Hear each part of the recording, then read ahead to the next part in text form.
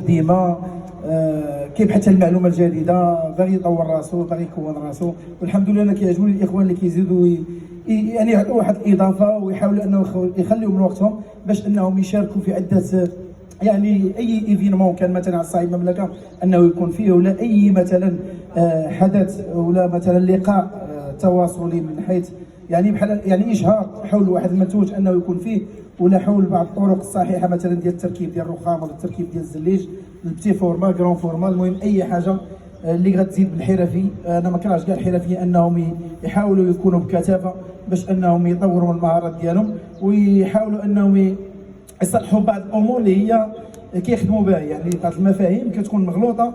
من الاحسن انه يشاركوا الاخوان في مثل هذه التكوينات هذو باش انهم تكون عندهم واحد يعني واحد المعلومه اللي هي صحيحه باش يبارطاجيوها في الحياه العمليه ديالهم. ونزيد نشكر كذلك جيتمات على راسهم السي دريس، ونتمنى ان شاء الله الاستمراريه، وهذا راه هو الافتتاح ان شاء الله. ونتمنى ان شاء الله تكون هنا الانطلاقه، وتكون الانطلاقه ان شاء الله تمشي في واحد الخط اللي هو خط تصاعدي. وكاضافه اللي عجبتني الحمد لله عند الاخوان ديال جيتمات هو انه يعني كيخدموا بالمنتوج المحلي اللي هو البيير، يعني عندهم بزاف ديال الكالبيناج، اي حاجه اللي شفتوها هنا تقريبا راه كلشي رخام ديال البلاد، وفيه البيير ديال البلاد يعني البيير والترافيرتان.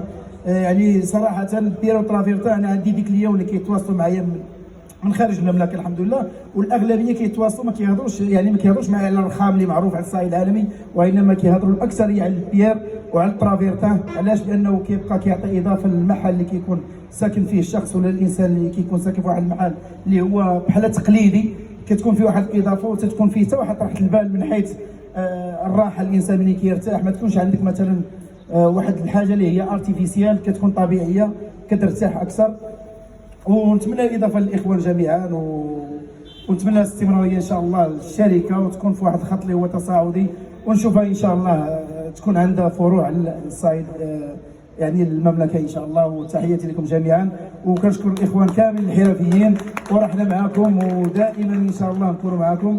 وفي مثل هذه اللقاءات رحنا غتلقاونا ديما حاضرين ان شاء الله. نطلب الله سبحانه وتعالى يوفقنا ويوجهنا الوجهه الصحيحه. وشكرا على التأطير ديالكم الرائع اخي العزيز، بارك الله فيك، والسي فريد والسي عبد العزيز والاخوه جميعا والسيد مودي السي مبارك، وتحياتي لكم جميعا مجددا.